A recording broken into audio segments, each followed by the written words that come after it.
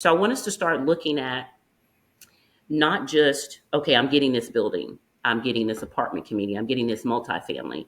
What else can I get out of this land? Especially if you're down to having to make a decision between two or three properties, Yep. right? Which property, okay, this property just gives me the building and just gives me parking. This one gives me the building, parking, and a little additional land. You hands down, assuming everything else is okay with the mechanicals, you hands down want to take the one that has the additional area. Hello, everyone. We're Jacqueline and Melvin Landry, and we welcome you to our podcast, Get Diversified. Throughout these series, we'll cover all the topics and questions you have about investing in apartment buildings, storage facilities, and mobile home parks. Being knowledgeable in these areas will help you feel more comfortable about investing. Apartment investing equals building wealth. Building wealth equals financial freedom. Achieving financial freedom allows you to spend your time with building memories with your loved ones. Let's face it, time is the one element in life that is limited, and you don't want to waste it. Hello, everybody, and welcome to Get Diversified. My name is Jacqueline Landry, and I am going to be your host today. And I have this beautiful soul with me. Her name is Kendra Seck. And I had the honor of meeting her at our book signing for a book called Real Women in Real Estate. So I'm going to show you there. You could get a copy of this on Amazon right now. And it's a book of 27 women with inspiring stories about how they got into real estate and where they are today. So Kendra is one of the co-authors of the book. So super happy to have her on the podcast today. So welcome to the show, Kendra. Thank you, Jackie. Thank you so much So for having me. why don't you start off by telling the audience a little bit about yourself, and then we can actually talk about the topic of what we're going to discuss today. Okay. I have so many things that I'm working on right now. Just to summarize a little, um, I've been a mortgage lender for 22 years. I can't believe it myself. I've been a realtor for about 9 years and dealing in residential and commercial real estate. And I've been a best-selling author for 16 years now. And now I'm on the third. The book that you and I are in together is my third book. So I'm super excited about that going number one for us, women, a real woman in real estate. And then I'm taking on this year, as a study last year and this year, I'm CEO of Psych Weight Foundation, which is my nonprofit organization, which will be partnering mental health and real estate together. We'll be taking large apartment buildings and bringing in veterans that are currently homeless or do not have sustainable housing or housing that we would consider to be good, and putting them into communities where they can have help with counseling, have help with medical care, and importantly, their mental health as well. That's considered a real health. A lot of people don't put that on the same scale as going to the doctor, but it absolutely is. Our mental health is most important. It helps us write books and helps us Yes. provide houses and look for properties where we can put people in them and help the community out. So that's my endeavor that's happening now. Also, the proud mother of a brand new med student. I just dropped my daughter off at med school in September. So, new venture that I'm wandering into. So hopefully when she finishes med school, she can come out and help at some of the nonprofit facilities and speak with some of the veterans that will be helping. So it's just a whole window happening, a whole fold happening right now. And Jackie, I'm just honored that I'm able to speak with you and talk about some of those things. Thank you. I appreciate it. And just so you know, in case I know sometimes it doesn't feel like that, but when you send your kid off to med school, that's how you know you made it and you were a successful parent, right? I'm sure you have super um, pride in just dropping her off to med school. And that's, man, that's must be a great feeling. Our son is only 8 years old, so I have a while before that happens, but I'm starting to get little moments there where there's proud moments of mommy and daddy knowing that they did the right thing. So awesome to have you on the house or on the podcast today. So we're going to talk about a topic that's near and dear to your heart called house hacking. Oh, So yeah. talk to me about what that means. Our audience may not know what that means. House hacking, and I love to use the term house hacking, but I don't want anyone to think we're just limited to housing or to houses. We can also hack apartment buildings or hack tiny homes or hack, tree houses. But when we say the term hacking, it means that you take your property and you make your property have more than one revenue stream. That stream, in most cases for hacking, is that you take a property and you're able to make two, three, four, or 100 rents from that property, right? Normally, if you have a single family home, and that single family home is 2 stories or 3 stories or 4 stories, in some instances, a basement with 3 levels above, you split those different levels up. You yourself could live in the basement and rent the upstairs, and have very little. I have some clients now that $84 a month for their entire $3,500 mortgage because their upstairs is paying them over $3,000. So some people are taking, and it's very simple fixes. When it comes to house hacking, for instance, here's a really good sample. So a 3-story home that had one exit and one entrance. The front door was the entrance, and the basement garage was the exit, if you can envision that. The basement was a daylight basement, or what we call a terrace level basement, where you had windows and everything. It wasn't completely underground. So what happened is, house hacking was as simple as putting a staircase on the deck. The deck did not have stairs to the ground on the main level. So what happened is there was a staircase added. The deck was opened up on one side, a staircase was added. That became an exit for upstairs and the main level. That unit had a door closed off, and that was the door to the basement. Now the basement is its own separate apartment and has an entrance and exit via the garage and opening up a door on the side of the house, right? So now you have a 2 unit that was previously a 1 unit. Now, for some people, they would live in the basement or live upstairs. It's totally up to you, whichever one you want to do. But the basement on this particular deal has 2 bedrooms. So a lot of people that are downsized, a lot of people that maybe only have one child, 2 bedrooms is sufficient, especially with no mortgage. Do you know what you can do with no mortgage?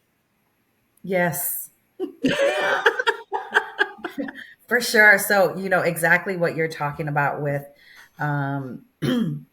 making a single family into a 3 unit is what my husband and I are doing with a current multifamily that we just bought. So we bought a 4 unit, Mm-hmm. and we went down in the basement and we saw we saw 6 doors, and 4 of them were the length of the apartments on the Uh-huh. first floor. And I said, why can't we make these into studios? And Ooh. so we need to talk to the building, to the borough to see what exactly we need to do to make that happen. So Uh-huh. then we're going to be taking a 4 unit and making it an 8 unit. So cha-ching chings, right? So Ching, you know ching. what that means. We got that. And another form of income that we've been thinking about Mm-hmm. is, if we can do that, what Yeah. about taking some of the units that we have in the basement and leaving those for people that are displaced from their apartment building because of a fire, Mm. because of some other disaster that happened. So there's a lot of fires here in Pittsburgh, which is where we live, Yeah. and we heard that that's a pretty lucrative business as a landlord to have Mm-hmm. vacant units for when some of these catastrophes happen. Because Yeah. if they're in your apartment, if they then rent your apartment, they will actually pay like a year's rent for them only being there for 2 or 3 months while they're displaced. So That another makes cool sense because they way. have no idea how long it will take them to get them back into the unit. Exactly, exactly. So another thing that we're just thinking about. So sorry to interrupt, but I wanted to make sure you exactly what you were saying. I feel like you knew the property that I was talking about because it was exactly what we're thinking about and going through right at this moment. So continue with your story. House hacking. Yes. Jackie, just to touch base on what you were just saying. Um, so to me, for whatever reason, it came to mind that it would be great for you to look into Red Cross or look into FEMA in your area, like who's over Red Cross and FEMA in your area when it comes to that disaster housing, because they're the ones who get the call first. You know, Red Cross, I don't care where you're at in the United States and sometimes internationally, Red Cross is called in for every disaster. So knowing the person in your area that would manage that process would be amazing because you could temporarily house them. Your permits would be different for finishing out that project as well if you're not making it long term rentals. If you're just making it, because that's still considered a short term rental situation. They could be there a month, they could be there, a year, but it's still falling under the short term rental situation. So it really came to mind for me heavy when you said that, like getting in touch with FEMA and Red Cross. They are always on the scene first. So you would probably have your place rented out all the time. Double rented even if they did a whole year and that person didn't need a whole year, you could do another one for a whole year. Yeah. Exactly, Well, exactly. I love Awesome. that idea. Yeah, absolutely. I love that. And I love that you'll be providing things for the community. I think that when we get to a certain level, sometimes we forget where we came from, right? So, one thing that can put your mind in perspective really fast is a disaster. All of us just went through COVID where we were in the house practically losing our minds. But one thing that can put life in perspective really quickly is like a disaster. So, like you mentioned, a fire, the things that are really important to you in life, a fire will put it in perspective. A disaster will put it in perspective. And you being able to say, here, I know your world is all over the place, but we have shelter for you. I think that's very admirable. And I think it's amazing that you'd be able to do something like that. So I know that's not what we're supposed to be talking about, but I super want you to do that. All right. Well, yeah, we're looking into it, see what the Yes, options are, yes, and see what makes the most sense. And I think my husband and I right now, I think we're trying to narrow in our focus. yes, So one of the things I think that really has evolved over the last 18 months for us, and for me particularly, is what do I want to be known for, right? yeah, So belong to I've been getting into a lot of women organizations. So I want to be one in our mission to be um, helping women and minorities understand the power of investing, yes. because so many people don't know how to do it. They Hmm. don't understand it. They're afraid of it. And so my husband is African American, so I'm obviously a female. So I think that really fits what we're driving towards. Yeah, Um, and then to top that off, so we're doing that, but again, adding this additional layer of ownership with communities, especially here in Pittsburgh. There's a lot of blight, there's a lot of homelessness problems, right? So again, how can we build up our name to really be like somebody that's promoting the city and getting some of these homeless people into housing that they can afford or that the government pays, one of yeah. the two. So, And um, veterans as well. anyways, Yeah, yeah. So that's kind of our new and improved, narrowed mission focus, and I yeah. think that just helps you get a little bit more grounded on what your message is. Oh, yeah, Um, so talk to me more about. So we talked about a house and house hacking or apartment hacking. yeah. What about additional forms of revenue? So I know we something that comes to mind is laundry, like putting, Oh, washers and dryers in there. So that's something that we're looking at right now. But what other kind of forms besides, washers and dryers in the basement can add additional income to apartments or houses? I love that you said laundry in in your facilities or in your apartment buildings. A lot of landlords don't want to add that to properties that are a little older and don't have individual unit washer and dryers. But I love the additional revenue stream. You don't have to put in a washer and dryer connection in every unit, but you are getting the additional money in the laundry area. But you want to look at some other things too when it comes to hacking your property or hacking your community. You want to look into things like vending, right? Vending machines, right? So in that laundromat, some people sit there and wait. They literally wait for their wash, their dry, right? Other people just leave it and someone else puts their clothes over to the side and takes over the machine, right? But the people who come down, why not have a drink for them? Why not have a snack for them in the form of a vending machine? Hack your community with the vending area, right?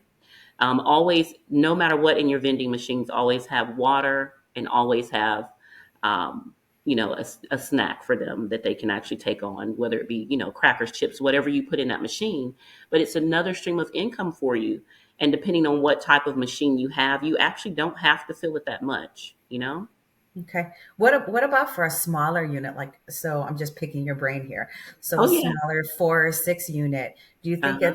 it's worthwhile? So we're definitely doing the laundry because we feel like that's a necessity, and Yes. it's a convenience. People don't have to drag all their dirty clothes into their car or walk to a Cross laundromat. So town. we're definitely doing that.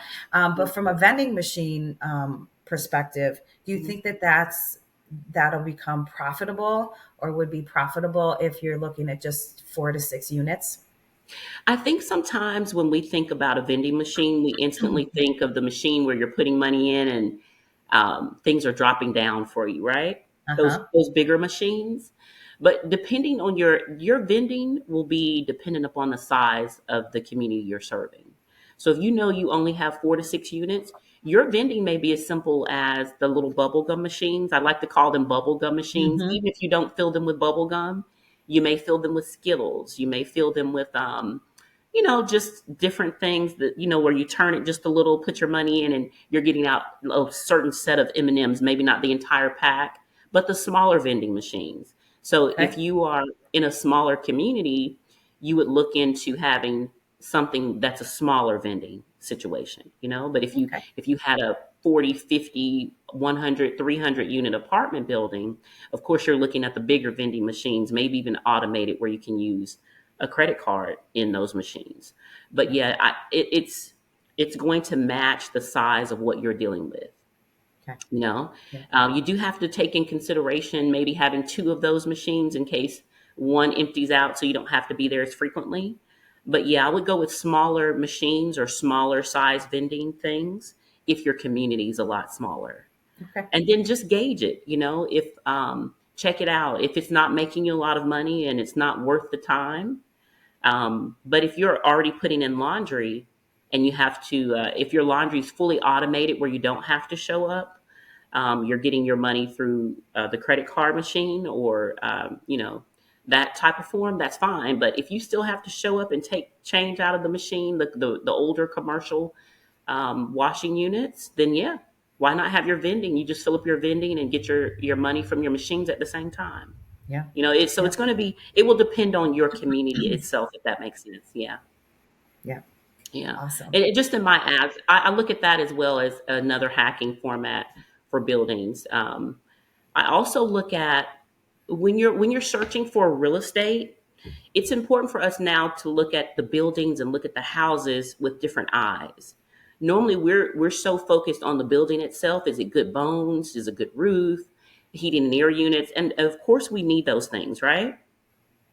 But we want to start looking at, okay, I'm buying this building, but it has some extra parking, right? I'm buying this building, it has some extra land off to the side, right? Mhm. So will that land be okay for me to rent these parking spaces out? Like, can I open these parking spaces and make it a little wider? Maybe I have some truckers in the community I could rent these parking spaces to if I make them longer and rent to truckers. That's another hack, right?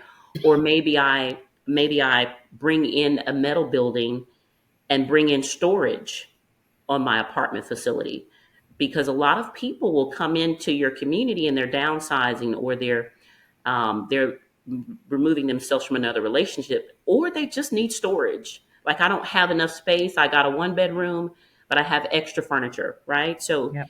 we need to look at these houses and these apartment communities, these multi units, from different eyes. Okay, there's extra land here. What can I do with this extra land? I know now we make dog parks. Uh, now we will start to make just regular parks for people to be in. We can have those assets as well, but in those dog parks, next to them, can we have storage units where we can rent those storage units out monthly to our clients? Maybe even open yourself up to renting them to not our clients, like maybe not the tenants renting those, but people outside of the community can rent those as well. So now you have an apartment building with extra space. You've created a storage unit, right? Got it. Also, if we're hacking land, you can bring in something else on that land where you could put additional rentals. You could put some short-term rentals on your long-term rental property. You can bring in tiny homes. So if you're looking at, if you already have the zoning for a multifamily, you're cleared to bring in a tiny home or two or three or whatever your land allows for, right? Whatever your city allows for. So I want us to start looking at not just, okay, I'm getting this building, I'm getting this apartment community, I'm getting this multifamily. What else can I get out of this land? Especially if you're down to having to make a decision between 2 or 3 properties, Yep. right? Which property, okay, this property just gives me the building and just gives me parking. This one gives me the building, parking, and a little additional land. You hands down, assuming everything else is okay with the mechanicals, you hands down want to take the one that has the additional area because you want to be creative and you want to hack that area, right? Yep. You want to bring in some additional things. You even, I do have a client who has space on the side and they rent it for events. They literally bring in bouncy houses. They allow the clients to bring in buses, and they literally have party buses. And I said to myself, most landlords don't want to promote parties in their community, right? But this particular, Not wild parties, yeah, family right, parties. family, that's it. But yeah, they're bringing in party buses and they are splitting it with the party bus company. Like, hey, bring in a party bus for the community. We're splitting it with the community. I'm sorry, splitting the party bus company is splitting it with the landlord. But it creates an outing for the community. And these are smaller communities. This particular client of mine, all of his communities are at least 15 units and below. So he's bringing in where he'll say, this Saturday we're having an event. People come out, there's food for them. All of this is done by the party bus community, the party bus Mm, vendor. They're doing everything. The landlord has to do nothing but split the profits and allow that extra space to be used for this. So I know it sounds crazy, but there's all these different ways to bring in revenue on these properties. So we have to start using the hacking mindset. What else can our properties do for us? What else? Of course, with less management is possible, right? We want to automate it if we can. But how exactly. can we hack these properties? And Jackie, you and I were talking earlier about um, you helping women and minorities get into real estate. So I love the hacking aspect of that. When you can tell them right now, most of your money is going toward your bills, right? That's the situation for most people that have not been able to save to have an investment property or Mhm. multifamily or commercial building. Most of their money is going towards their bills. So we want to promote a savings tool for them, right? We want to promote, even if it's as simple as just starting a 401k at your job or a private IRA at your bank. We want to promote that they start saving some sort of way, right? And we want to promote home ownership. So in that home ownership, it's very difficult in the American mindset and the American dream to say, you own the house, but you live in the basement. Most people are like, oh, I want to live upstairs. Like I don't even know if I want someone living with me, right? You have to get past what we spoke of, a mindset. If you can sacrifice 2 to 5 years of living in that basement, and rewarding yourself later by moving upstairs. In that 2 to 5 years, you're doing nothing but saving. If your rent would have been $1,000, you're saving that every month. If your rent would have been $3,000, or if your mortgage would have been 1,000 or 3,000, right? You're literally living in the basement and saving that exact same amount in a form of discipline every month. Guess what you have after that 3 to 5 year period or 2 to 5 year period? Let me guess. Enough Guess. money to put down on a real estate investment, right? What, As a passive what investor. kind of investments, Jackie? So there's a lot of different things that you can invest in, Yeah. but particularly, we like multifamily self storage, because those are two assets that you can physically touch and see, and go to and look at the property, unlike stocks and bonds, where you actually have no control over it. It's not something you can touch, it's not tangible. So we like those kind of assets, right? Where we can say, hey, you see this building here? We own this building, or we're part owner in this building. So that's really powerful of what you said. And the one thing I would change, just because it adds additional step, is the saving in a 401k. So I'm all about that. However, if you are still working at the job and you've saved up $25,000 and now can passively invest that in an apartment building or Mhm. self storage, you can't take that money out because you still work there. So Well, there are a couple. there are some. Jackie, we maybe can hack the 401k. Okay. So I know that there's some instances where employers will let you take that out, but most of the Yes. time, if they're matching 401k, they won't do that. So my recommendation, anybody that wants to save, Hmm. is do a self-directed IRA, so SDIRA, and that's where, it just acts like a 401k. Hmm. It's a safe place for you to put your money. And the one thing is you can invest in those alternative assets.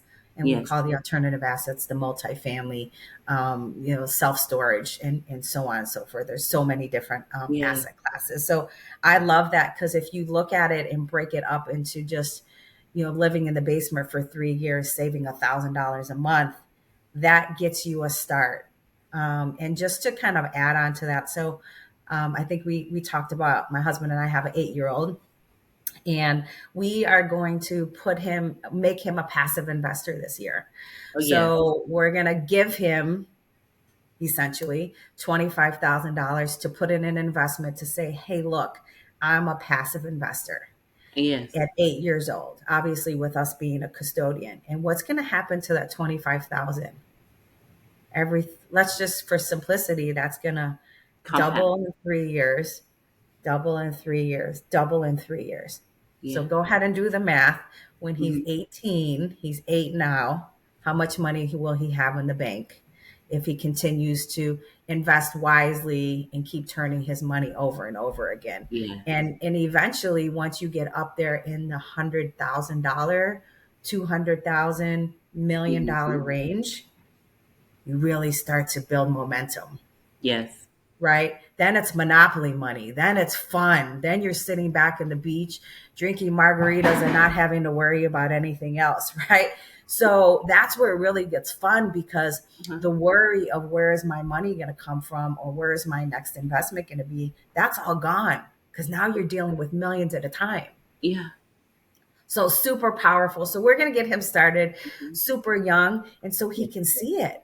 Like, I'm going to Yeah. love that day 3 years from now when he's going to go like, oh, mommy, this went from 25,000 to 56,000. Ooh, Yes. let's invest it again. Where are we going to invest it? Let's go. Custodial Let's go. investing. I absolutely love it. Yeah. I Yeah. love that. So, anyways, all right, Kendra. So, thank you for all the information. This was a You're welcome. topic that was near and dear to my heart. right exactly where we are in this one particular 4 unit that we just bought. So great insights, and I'll definitely think about all of those. And I hope you, the users listening as well, will think about all the wonderful things that Kendra has brought to our attention. So Kendra, if our viewers want to hear more about house hacking, apartment hacking, and talk to you a little bit more, and want to find out more who Kendra is, how do we find you? Very simple. My email address is info@kendrasec.com. My website is kendrasec.com. And I'm open to actually having those real conversations and real planning for life. I'm definitely about the community and definitely about wealth building. We're also helpful in reference to if you're looking to buy or refinance residential or commercial property. And we're also open to strategizing. I have some in-house underwriters. I actually have a mortgage office that I own, so we have some in-house underwriters, and there's cases where I'll pull those underwriters out, like help me strategize for this person before they're buying this property, and we make sure that after you buy it, you're approved and that you have a good investment strategy to move forward in your life and to continue building wealth for people that love their children like you, Jackie. Yes, so we make sure that we leave Awesome. something for them, right? Yeah, absolutely. It's all about the generational wealth. That's our why, right? Yeah. So we're doing this for our children and our children's children, and so on and so forth. Yes, So absolutely. thank you, Kendra, for everything. Hey, and I'll see you in Atlanta in a few weeks. And you have Yes. a great rest of your day. And cheers to you. And we'll talk soon. Yes. I can't wait to see you as well. Thank you.